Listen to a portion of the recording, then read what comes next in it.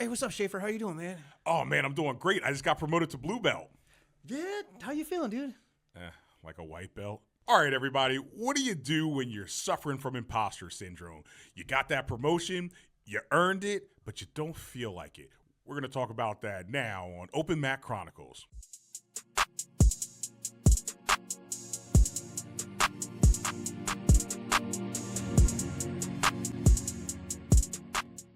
All right, you guys, welcome back to Open Mac Chronicles. 1865 Rod here. We're coming at you guys again every Wednesday.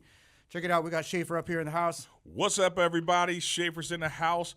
What up? How you feeling today, man? How you feeling? Feel pretty good, man. I got a hand. My finger's been hurting, man, from the ghee. From ghee. Too much ghee, dude. I feel you.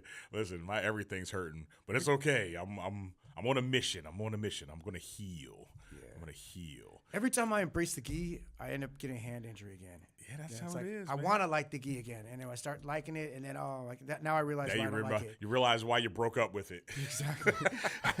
it's like a bad girlfriend that just keeps coming back. You keep taking her back. Dang it. She's like, I changed. Yeah, I changed. I swear. You're the same. Still hurting me. Stop hurting me. Stop hurting. Absolutely. Oh, goodness. Yo. All right. So here's what we're talking about today, people. Imposter syndrome. What is it like? You know, like when you come in, you're doing jujitsu, you think you're learning some stuff, and you probably are learning some stuff, and then boom, you get promoted. And now you're something different. Your expectations for yourself have changed. You think, did everybody else's expectations for me change? You're like, holy crap, what am I supposed to do? Am I good enough? Will people still like me? I don't know. So, I mean, that's a little extreme, right? They'll probably still like you. Hey, speaking of which, this is actually a really good book. It's funny you said that. It's called The Courage to be Disliked. Oh. It is a very interesting book so far. I'm about a third of the way through it, but it's not really just about that. There's a lot to it. I don't know, man. Everybody likes me. I don't know if I have the courage to be disliked. I can only think of like 2 people who've ever not liked me. And I'm pretty sure it was their fault. I mean, So why would you not like me? I don't understand. All right. Oh, wait, shit. No, actually, I can think of a bunch more now. Wait. Damn, I got to read that book now. I got to get the courage to be disliked.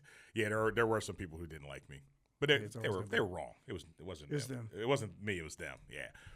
All right, so we can talk about our own personal little bouts of imposter syndrome. I know because we've talked about it, like when you got promoted, right? You hit black belt and you're like, oh shit. Yeah, dude. Yeah, that was rough. Give us your thoughts on it. Okay, so it depends. Like when I got my blue belt, I didn't have that. I was like, give me that belt. I own this. I remember walking out and taking my belt because it took me 3 years to get my blue belt. So I was one of those guys that like, man, I'm a freaking blue belt. Come on. We had that 6-stripe system. So I didn't have imposter syndrome at blue belt. Okay. Purple belt, I kind of did a little bit because I'm like, this is different. Oh, man, I'm a purple belt now. You know what I mean? Because it was like, that's a big jump from blue to purple. Yeah, for purple sure. belts that's a whole different ball game right there. So I don't think I felt ready once I got the purple, but I kind of eventually grew into it. But it didn't take that long. Okay. Right. Brown belt, surprisingly, I didn't really have it at brown belt. I kind of felt like I was ready. Yeah. I felt I was ready. I was doing training a lot. I was training like 5 days a week at that time. So I was really, really putting a lot into it. But black belt, yeah, I definitely had imposter syndrome. That's a whole nother level, dude. Purple and black, dude. Right. And I guess I was there for your purple, brown, and black, right? I was there for purple, brown, and black. So from the outside looking in, I could always tell you were legit. I was like, nah, he's ready. He's solid, right? I know with myself, white belt, I guess it wasn't so much imposter syndrome. I came in, I thought I was kind of tough. I got beat up, and I was like, oh shit, I'm really not that good. And so that was legit for white. Blue, it took me about just under 2 years, and then purple. So I was blue for like 4 years, I think, something like that. Okay. Like it was a long time at like 3-4 years at blue, then easily another 4 at purple. So it might have been 3 at blue, 4 and some change at purple, couple at brown, and then black, but I think the way Hassett runs it, you got a good feel for it, right? I don't know. I can't speak for the other guys who promoted with me or all, but I kind of felt comfortable going into each belt. Oh, okay. Because I was a brown belt when I came to California, and that was almost 10 years ago. So I was a brown belt, and I already knew that I was going to get my black belt. And I've told this story before, and I told Gus, I was like, listen, man, I don't want to show up as a brown belt, take my trip back to Jersey, go through my promotions, and then they're like, hey, man, that Harold guy was only a brown belt for like freaking 2 months. Exactly. You know? But I was ready because Hassett told me I was ready. Yeah. You know? So I just bought into that. But I have seen people come in and just not really feel it, even though from my perspective, I see how good you are. I see how good they're doing. And I'm like, this is why you're getting promoted. But sometimes they just don't feel the same. Well, I think for black belt too, you have higher expectations. You think you expect that you should know everything.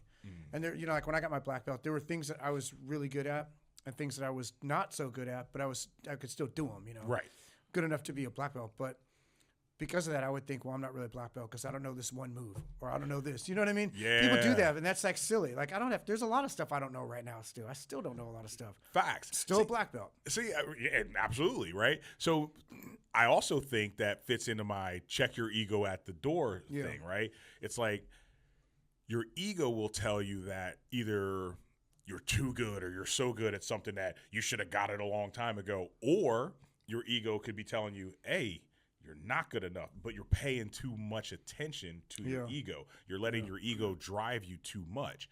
And like if you know something or if you don't know something, it doesn't make or break you, right? Like unless we're talking about basics. Yeah, okay. Fundamentals. Yeah. Your fundamentals, like as a black belt, to me, your fundamentals should be tight. Doesn't mean that you use everything that you know, but you know it. Yeah. You know what I mean? You know it well, and you can teach it, but that's only if you become a teacher, right? Because you know my thing about being a teacher is you should as black belt, but some people are just black belt students, and if you're that, you should at least know these fundamentals forward, backwards, upside down. Like there should be no world where you go, hey, do you ever do that scissor sweep? He's like, nah, I never do it. It's like, but do you know it? Yeah. And you got a black belt and you're like, nah, what's that? I never heard of it. It's like, give me a break, right? But I don't say you have to be able to berimbolo. Yeah. Like you don't need to be like, oh yeah, you do that berimbolo thing or you do the flying katana chop or whatever the hell they're named. Nah, I don't do all that bullshit. So I don't think you have to do everything to be a black belt. But here's the thing though. There's black belts that I've run into that like they're solid, man. They're like legit black belts, but maybe they're usually from like an old school, maybe like more of a Gracie lineage. Maybe they're not that savvy on leg locks. Okay. To me, that doesn't matter. It's still freaking black belts, bro. They're good black belts. Yeah. They're just not their thing, So like you don't have to know every move. Totally. Even though that's a whole lower body. That's a lot of that's half the body. That's like a lot of majority of my game, right? Right. Is lower body attacks. But you know what? So even the old school guys knew leg locks, but it was a limited. It was very limited. Yeah. Like it was freaking twisted foot locks. It was ankle locks. It was straight knee bars. Maybe a knee bar. Yeah. Right. It wasn't like what's that roll, the Imanari roll into like a heel hook and stuff. That wasn't really prevalent, like especially not like 15, 20 years ago. So yeah, that's changed, but that doesn't make them less of a black belt by any means. It just means that wasn't their thing. Yeah. Right? Hell, it wasn't a lot of people's thing to do a lot of these like lower body setups, man. It just that's kind of, I don't want to say it's new. Because like they were asking, like I had somebody ask me, they goes, oh, he wanted me to show him the buggy choke. And I'm like, yeah, I'm not really your guy. I know it if I see it, but I don't remember it, to be honest, man. I don't remember it. I know. I don't remember. I know it sounds bad, but is that like a move I should have to know as a black belt? No. Like, I know you ain't going to catch me in a buggy choke because you're in side control and they grab the leg. I understand it, but I didn't want to show him because if I don't know it well enough, I'm not going to show something incorrect. But you know, also, I did. I you said, go ask I Monkey know Feet. a guy. Go ask Monkey Feet. That is like his whole game is buggy choke. Hell yeah. I said, so I'll put you in touch with the guy that knows buggy choke. Right. See, but, it's like, you know, it's just like hey, if that's someone black asked Monkey belt Feet to skill. show him some freaking inverted tail hook thing, he'd probably say, that's not my move, you know? Absolutely. Yeah. I mean, look, I do that old school sweep into a belly down knee bar, which I love, right? But I notice a lot of people don't do it. Oh, yeah. You know, but it's there, and I wouldn't say, oh, well, because this isn't part of your game, you're not a black belt. No, Yeah. that's just not your game. Like I said, you should be able to teach them how to escape somebody's guard. You should be able to tell them how to keep people in their guard. You should be able to do some arm bars, some knee bars, some ankle locks, some freaking different omoplata, gogoplata, stuff like that. That I believe is your basics and your fundamentals. Yeah. You should be able to stand in base. You should be able to shrimp. You should be able to do a judo roll, like you know, a break fall. Simple Your basic shit. fundamentals, Yeah. Because if you're there's always going to be one move you don't know, or maybe you're not used to it. You never Hell put it yeah. into your game. So that means like, okay, so you don't know this one move. Okay, you're not a black belt. Now you know it. No, you're a black belt now. So Which even is if I just learned that crazy. one move, now I get my black belt again. Okay, thanks. Stupid. Nah, that's not going to be the case. Now, what happens though when you say, okay, now you got your black belt or whatever belt for that matter? It's like, you know, not just the black belt. You got this. You weren't really feeling it. How long does it take for that to go away? Right? Like, I know we had an answer, your answer for black belt, but before you jump to the black belt answer, like, I think even white belts can feel think they imposter do, yeah. syndrome, right? You show up, you walk through the door, you're looking around, everybody's rolling around doing their thing, they know what's going on, and it's your first couple of classes. If you're in a spot that does a bunch of warm-ups, you're like, dude, I can't even do this like thing where they're shrimping across the floor. Oh, yeah. Or how do I do this judo roll without breaking my neck? And you're here, you know you don't know anything. Yeah. But then you go, so am I a jujitsu guy now? It's like how long before I can say, yeah, I trained jujitsu? Like, You know what I do? think they know when they fight another guy that's untrained that comes in. Okay. And they handle him easily. I mean, you got a guy that's a white belt. He's been training for like 6, 7, 8 months. Then a brand new guy shows up, and the 8-month guy just mauls him. It's like, okay, I have kind of got this. Holy crap! Like it's just he's still It in validates the him a little beginning, bit. right? It's validation now, Yeah. but in the beginning, he's like, I'm getting doesn't eaten know. up by everybody. Yeah. So even though he might be getting better, he can't just tell. doesn't see it. Because we're all getting better, you Right, know, which is everybody's that getting comes back to the rising tide lifting all Yeah. boats, right? So everybody's getting better together, and if you're at the bottom of the food chain, you might still be at the Yeah. bottom of the food chain until some new guppies show up, and Yeah. then you're like, oh yeah, new fish. Then they show up, and you're right, they beat the dog shit out of them, and they're like, I know kung fu from the Matrix, but yeah. So okay, and that makes sense. And does that just continue up through all the belts, do you think? I think it changes a little bit because you're held to a different standard, right? So Okay. once you get your blue belt, you're not supposed to make white belt mistakes, Ah. you know? So just even that little bit of pressure, you're like, oh, am I really a blue belt? Because, you know, the day before you were wearing a freaking white belt, which is a day one guy who wears the same belt. So now you got color on your belt. That's why Right. blue belt's so cool. It is 'Cause pretty it's- cool. it's a great that belt, dude, 'cause you're it like, differentiates I'm you a from freaking blue belt. everybody else. But here's the issue with that too. Right now, they got this blue belt, and they got all these white belts who maybe they were just a few months behind them, and Oh, they were already giving them hell. You know what I Yeah. mean? So Yeah. now they're getting caught by white belts, and that also adds to the holy shit. Yeah. Should I have gotten this belt? You know, Billy and Bob and Susie and Sam, they're all catching me, and I was a white belt with them. Like, I remember my boy Rick McCulley, he was a blue belt, I was a blue belt. And he had probably a good year or so on me.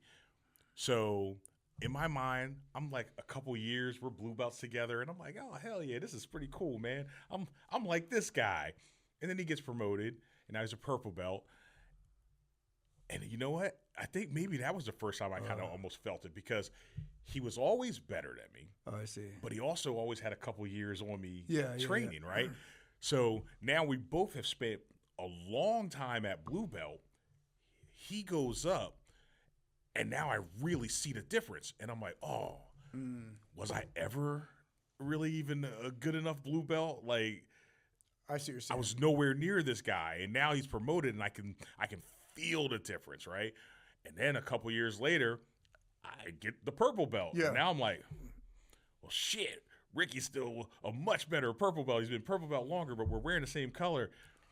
I think eventually you catch up a little bit. You always Eventually. do. You always There's, catch there's up. still maybe a gap, obviously, right? There's guys that are just better than others, right? And he It's was. why I mean, some- major competitor, Yeah. the whole nine. Yeah. But still, if let's say there's a guy you started together 15 years ago, Right. You're both black belts now. Like, come on, dude. It's not like one guy's like he's Like orders Gordon of Ryan and you're a magnitude white belt. better, You know what I yeah. mean? It's still he's not mad. He's gonna be better. Maybe he still gets you, but he's still gonna have to fight to get you. You can still Absolutely. speak the language of jiu-jitsu together. You can have fun, good Very rolls good, together. yeah. They're gonna be high level rolls, and there's still a good value exchange between both competitors, right? Absolutely. You're still learning off one another. It's not like, oh, I could just run through this guy and it's just like rolling with like that's not gonna happen. Absolutely, you're right. You're not going to just say, "Oh, this is my buddy. I've been training forever," Yeah. and he just kicks my ass. Yeah. Unless there's a huge disparity in like athleticism or some shit.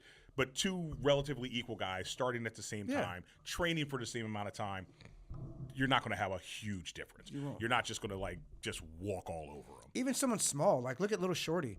Like Right. Shorty's still like a tough little roll, man. Like it's still a fun roll to roll with Shorty because he's going like super fast, Right. you know, and he's got real technical and he throws different challenges at you. So it's like it's still a very fun Yeah, roll. well, like there's a lot of value in rolling. Because with Shorty. again, you have that We both have a similar lot of amount of experience, time yeah. and experience in for sure. So he took his time and experience and maximized it towards his fighting style. Exactly. You have it towards yours, and they're not the same fighting style, but they have elements that cancel things out from the others. So yeah, that makes perfect sense. That makes perfect sense. So all right, so now what about those times when now you've kind of like got past your imposter syndrome? Oh, I know what I was going to say. With it as a black belt, right? When you start to, because you were saying you felt it originally as a black belt, Dude, it took a long time to settle into my black belt. for right? me. And you told Kinda it. did. I mean, yeah. Tell them how long. Tell them how long before you felt I want to say a couple years, man, before I really, really felt like I am a freaking solid black belt. I'm a black belt. right. So was it like as far as to the first stripe? I mean, that would put you almost 3 That's years. 3 in. years. I would say by the first stripe, I definitely felt it. Okay. But maybe a little bit before that. But Gotcha. it was definitely a few years in. Like the first year, I was still not 100% comfortable. And, like I was comfortable in my school. Okay. But I would maybe not get comfortable if I had to teach a class, for example, and let's Right. say a bunch of black belts from another school came in. Maybe at that point I'd feel like, oh crap, these guys are like way better, man. They're like been training for 20 years. I felt a little, intimidated. I'm just Okay. being honest.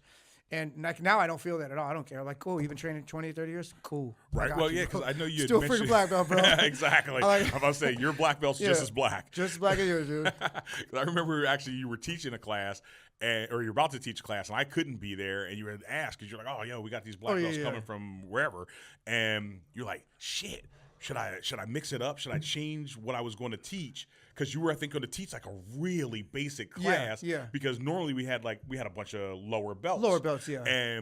But then all these other guys were coming, and I was like, "Hell no!" Yeah. I was like, "That's your class, man." I'm like, just teach whatever the fuck you normally teach. Yeah. Don't worry about them. And you said it was a great was class. actually really good, yeah. It's a freaking great class. Yeah, because that's how I am too. Like when we had guys pop in, we had the dude that came in from United Arab Emirates Oh, yeah, from yeah. wherever, Dubai and shit. You were there? Yeah, the first time, yeah. And I was like, dude, we're not switching shit up for anybody.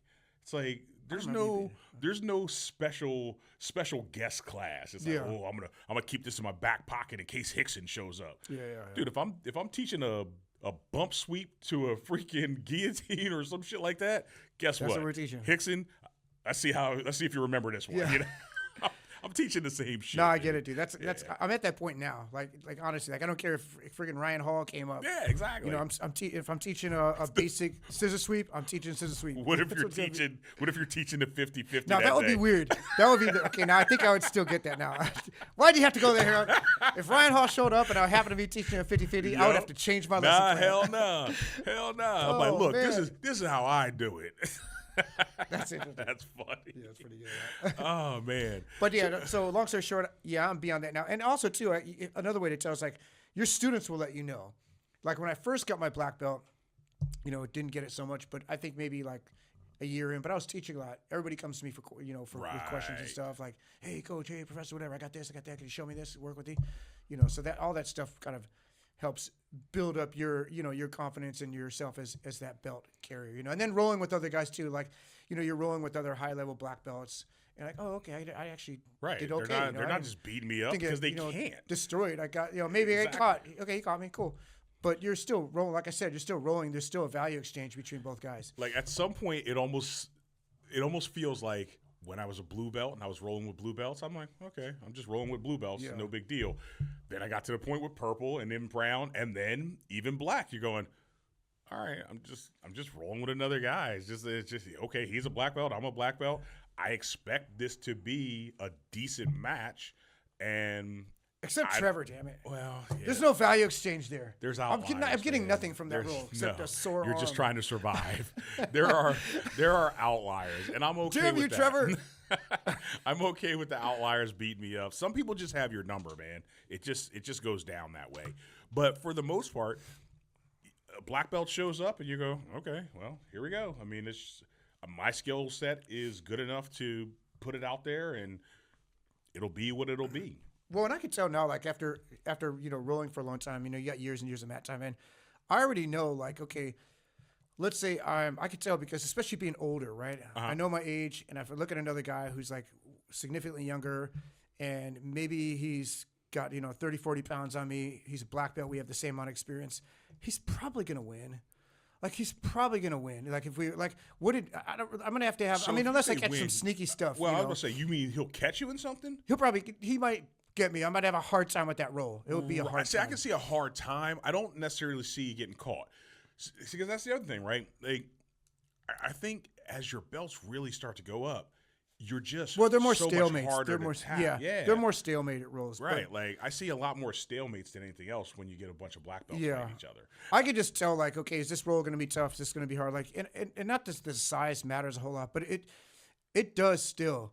It still does matter because if you're a smaller guy, you could still, like, physically move them. You can get underneath them, especially if you're playing, like, more of those leg lock games. Right. Right. But if you got a guy who's way heavier than you and they got a good base or old school, it's hard to get underneath those guys still. It takes way more talent and technique to get under them. And those guys are going to have the same amount because they've been rolling just as long as you. So you have to be even better, much better than they are. That's like a lot of times, disparity. What they'll do is they'll shut each other down. They'll just shut it down. Yeah, they'll shut it down. So it's like, okay, your jiu-jitsu's canceling each other out. Exactly. Which I guess is exactly what's supposed to happen. Yeah. That's because if you take one of those guys and then say, okay, let's throw them against our blue belts now. Yeah. Well, now the dynamic has changed drastically. And it's like, it doesn't matter which one of the black belts you grab and throw in there. They'll have probably have an easier time because you just have that disparity in time on the mat. You have that. Time. Yeah. And I think I might be coming in from, like, being an older grappler too, because, like, at my age, I'm not trying to go, right. No, it's not that important to me to try to win a roll, so it doesn't really matter. So, I'm going like 75%. Right. Well, and exactly like when you said we had like a younger guy who came in, another black belt from another school, and you said you had a great roll with him, and you guys were kind of like shootouts back and forth, and it was good. Yeah. And dude, he was probably half your age, less than half your age, really. I don't even think we were just playing around, right? Though. It was a fun roll, though. It was just like fun, If you're just having a nice, friendly roll, it wasn't a death match. Real productive, Yeah. So it's like, okay, boom. I put it out there. He put it out there. He get caught. So that's cool, man. That's good stuff. And what happened? Oh, I know what else I was going to say that will also make you really get out of your imposter syndrome, especially at black belt. You hear people saying, "Hey, coach. Hey, professor. Hey, coach. Hey, professor." Yeah. And you're like, you hear, "Hey, coach," and you look around and you're like, "Oh shit, he's talking about me." It's like, "Oh, me? Yeah. Holy crap!" So that one caught me off guard big time. Like hearing people calling me professor and all. I was like, "Ooh." I don't know what it is, Harold, but it's like when there's a visitor that comes to your school. Like, they just know that I'm like one of the professors there. I don't know what it is. I'm not wearing any colored stripes or anything like that, or anything. Like, I have my freaking open mat chronicles. It's just how you move. Rash guard. You they walk around like you're in charge. So it's weird. They can kind of like, oh, he must be the black belt. He must be. No, that's legit. You know what I mean? No, but like that started happening maybe a couple years ago. Like when I first got it, that wasn't really happening that much. Well, so maybe I think also it's because when you're teaching regularly, you get used to commanding a room, right? Like And I think this also comes just from people who are good public speakers, who are comfortable being in front of other people. Like, I'm really, really comfortable in being in front of other people. I don't know. Like, some people say public speaking is like, it's the biggest fear. It's more fear than death even that is public speaking. Like, they'd rather die than talk in front of a crowd. Yeah, I want to live, and put me in front of whatever size crowd you want. I'll tell you why I want to live. I'll tell you why. So I don't have a problem talking in front of people. I mean, I guess that's kind of obvious. Here we are with a fucking camera in our face, right? We can do it. We can talk in front of people. And when you see that coming in, you can kind of see, oh, you know what? Everybody's like, when he talks, everybody kind of looks over at him. When he's moving, people are they're taking cues from what he's doing. So you look like you're in charge. Cues. Yes, I think it's just it's a leadership trait. So that's pretty cool. But that's definitely with teaching. That comes with teaching. Yes, because I think if you don't teach, that doesn't happen. Right, because you're not really sure. Like, how do you settle down a bunch of people when they're all having side conversations? Like, if you're not okay, basically stopping people in the middle of what they're doing and saying, hey, look at me, listen to me, you'll have a hard time. You can be like, excuse me, would you mind please listening to what I have to say? It's like, nah.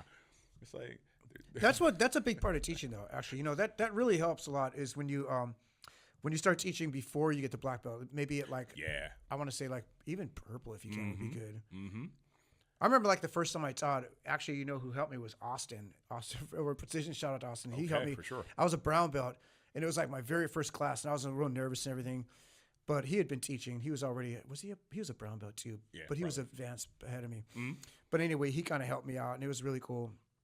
And he kind of walked me through, and it was nice, man. It did a good job. And I just remember that I was nervous teaching that first class, man.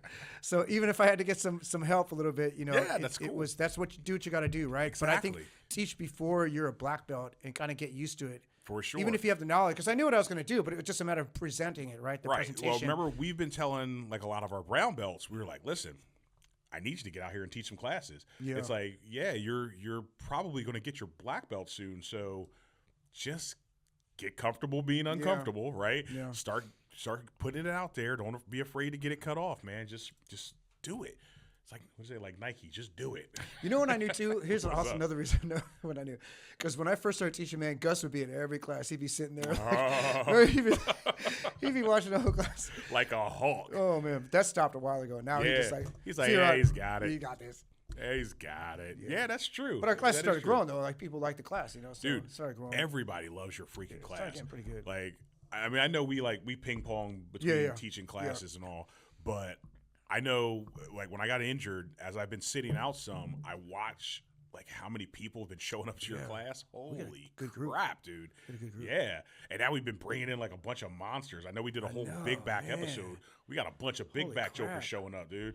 That was terrible. Yeah, it looked terrible. I was almost happy that I was out with a knee injury. I'm like, I'm glad it's not me. That's pretty funny. Yeah, man, your classes are getting really, really full. So, what do we do then? Now you've gotten past your imposter training or imposter syndrome, and you're like, I just want to train though, right? It's like you want to train, but everybody sees the professor, the instructor, the teacher, and it's like, well, hold on, man. I have a question. I'm trying to get I'm a blue belt. I'm a purple belt. I want to know something. There's one of the professors. Yeah. I'm going to get him to teach me. I think you're right. No, I totally get it, man. I think for me personally, I need one day to be a student. Okay. I really do, man. And for me, that day is Monday. All right. Because like on Wednesday I teach, right? Or you're there, I'm still helping or something. Right. Because we go back and forth depending if it's no gi I teach, if it's gi you teach. Right. And on Fridays, it's either the same thing. Either you're teaching or I'm teaching or someone else teaching. But I'm always involved in it, right? Yeah. Either way, I'm always involved in somehow the functions of the school on this Absolutely. Stage. Monday's my one day to just chill and be a student. It's like you just turn your brain off. For all the white belts and blue belts, whatever, enjoy that time, man, because it's nice that you'll never have that again. There's always going to be responsibility on you when you get the higher belt. And I miss just going in and just being a student. That's why, honestly, I don't really like being an uke. I've said that before. Monday, I don't like it. It's a responsibility. I like helping, and I want it, but I need a day to myself. Maybe I'm being selfish, but I want to see the move because I still learn. You're never gonna stop learning, right? For sure. So there's cool moves. I was like, man, I want to see this move. I want to be like a student. I want to watch it. So what about as a possible solution? please nobody shoot me. So what was about a possible solution? Training that 1 day or 2 days somewhere else. Is that? I mean, I know back in the day, super frowned upon. Yeah, it is. Right, but it's like, damn. Would it make sense to go be a student at one place? It would be hard though because you'd have to join another school. That's the thing. If you did that on a regular basis, it's not cost effective. True. And then I think it's a very unique problem for That's pretty much black an belts to instructor teach. black belt type and thing. even maybe with a personality like mine. You know what I mean? I think it's not a common problem. It's not so just, okay. Just for me very personally, specific. I like to be a student every now and then. I just like probably just don't. I don't want to be an Uki. Gus, I don't want to be an Uki. How's that? I'm just here to learn today. Just here to learn. But I do it though. I still do it. But for me, I think it hurts a little bit because then it shifts me back into teaching mode. And then I'm like walking around helping everybody. It's like, dude, that's not why I'm here. I'm here to that's learn. what I'm saying. Because So- Gus has a lot of cool stuff. Like, dude, that move sure. was legit. And I really didn't know it now because like I didn't Because know it as somebody's well asking as you for help. Yeah, they're asking me for help. I'm not really doing it as much because when you're Uki, you're not really partnered up with anybody then. Right. So now it Yeah. just So kinda now throws off. you're walking around, like you said. I literally, you like, walk around helping. helping. I like to just be a guy, have a training partner, train like I'm a white belt, There you go. and just learn. Huh. That helps me. But I don't know. Again, I think it's unique to me. Is that a first world problem? That's a first world problem. Yeah. A black belt problem. Black belt problem. Black belch. Yeah, damn black belt. Yeah. Damn. So, yeah, for me, I don't know. I guess I do see where you're coming from. I'm just used to teaching so much now. I'm just like, You like to teach more. I do like to teach. Yeah. I like, Yeah, you really like to teach. I don't know. I like showing people shit. Yeah, you do.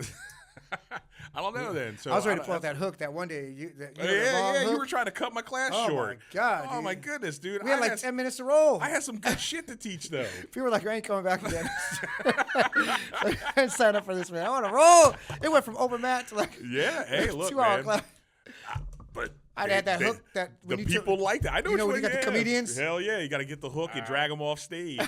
Hell yeah, like Showtime at the Apollo. That's what it was. No, but look at it. You enjoy teaching. I I do. I get that. Ah, You like it more than I do. Where I do it, I enjoy it, Okay. but to a point. You know? Right. So you know what? It's so funny. I think someone asked me before. They're like, "Oh, well, like, what is your passion?" I was like, "I don't have a passion. I never really had one." But I teaching. guess it is. It's teaching that's helping people. I do like to help you. Like every job I've ever had has been basically in service of other people. Yeah. So, And that's your Damn. personality, and that's just the way wow. it is. That's, thanks So for you don't have that- Thanks for turning this into like a psychiatrist. I know, visit man. or It's like a something therapy now, right? session, man. It's from this book. I told you, that's all this. Guys, gotta get that book. We're not being sponsored, but now I'm gonna freaking make some phone calls because we get paid for that book. Shit. Oh man. All right, so that's really what we were looking at today. I mean, give us your insight on it, everybody. Like, what do you do when you don't feel like you belong? You know, it's like you're there, you got promoted. Congratulations. And congratulations to anybody who really did just get promoted recently. How do you feel about that? Let us know. Yeah, and I would say just to give some practical advice, if you're a purple belt, blue belt, brown belt, whatever, you are that belt. Like if I could tell myself, when I first got my black belt, something that I know now, I would share that you are a black belt. You are a solid black belt. That's who you are. Don't question it. That's the only thing I would say. But you can't articulate that. You have to go through those experiences to get that knowledge to really understand that you are at that level. That's actually really good advice. Yeah, so there's really nothing. But I would say if you're a blue belt, purple belt, whatever, bro, if your coach promoted you, he has that faith in you, and you have to trust your professor at that point. That's why black belt's a differentiator, because there's no more professor above that. Right. You're kind of on your own. That's it. You're like, am I really this? Right? Yeah. But so you have a like- right to question a little bit. But if you're like blue belt, purple, brown, bro, your professor gave you that belt. Right. That's when you're really talking about somebody else is evaluating you, saying you are this. You're 100% right. It's the flip side is, let's say he didn't give you, let's say you're ready to get a brown belt, and he goes, I'm not going to give it to you. You can't say that I am that. You got to say, like, I'm not a brown belt. You're going to accept that easy. It's easy to accept that, right? But when he says it, that you are that, we have a problem accepting that. That's true. That's true. It's human nature. Yeah. Except for blue belts. Blue Because belts, like, give me that belt. Yeah, they're like, Give me give that me the belt. I told you I did. And that's why they all quit right after. They kind of grabbed it, and they're like, woo, I'm good. I got out of this white belt freaking slump. Yeah, I'm they could say outta I'm a here." blue belt in jiu-jitsu. And then they I'm a just blue quit. belt. Yeah. So, yeah, I think being able to accept whatever your professor is throwing at you, It's important. it's humbling, right? is. It's a freaking major humility thing. It's an ego check to say I'm basically going to give over my future and my fate to another person, and I'm just going to say, I trust you enough to tell me when I am what I am. If anybody remembers the old Popeye, I am what I am. Yeah. But really, it's true. That's a good way that you phrased it. You're trusting somebody, but really, why shouldn't I trust, Gustavo in his opinion of me, right? I mean, the guy's been, world champion over multiple times.